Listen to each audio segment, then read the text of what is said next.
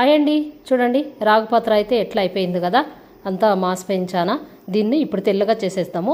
మనము పెరిగేసుకుంటాం కదా, 2-3 రోజులు పెరుగు ఉంటుంది, అది బాగా పులిసిపోయి ఉంటుంది. దాంట్లోకి 1 స్పూను సాల్ట్ అయితే వేసేసి 2 మిక్స్ చేసుకుందాము. మిక్స్ చేసిన తర్వాత ఇది పాత్రలతో మీద ఉంటుంది కదా, అది తీసుకొనేసి దీన్ని అంతా క్లీన్ చేద్దాం. ఇప్పుడు అట్లా అద్దుకొని బాగా ఇట్లా అంతా తిక్కేద్దాం. దీన్ని బాగా తెల్లగా మెరిసిపోతుంది చూడండి. వేరే ఏది వేసినా కూడా తిక్కినా కూడా ఇట్లా కాదు. మీరు ఎప్పుడైనా ట్రై చేసింటే ఇట్లా కామెంట్ చేయండి. మేము కూడా ఇట్లా పెరుగుతో సాల్ట్తో ఇట్లా తోమనామని చెప్పేసి. ఇది చూడండి ఎంత బాగా మెరిసిపోతుందో. ఇప్పుడంతా కడిగేస్తాను. చాలా బాగుంటుంది ఈ టిప్పు, బాగా ఫాలో అవ్వండి, చాలా బాగుంది ఇది. పక్కల వాళ్ళు కూడా ఎవరికైనా షేర్ చేయండి. ఇట్లా దీంతో తోమితే ఎంత కష్టపడుతూ ఉంటారు, ఏదో అన్ని ముగ్గుపిండి చింతపండు అన్నీ వేసి తోమేస్తూ ఉంటారు.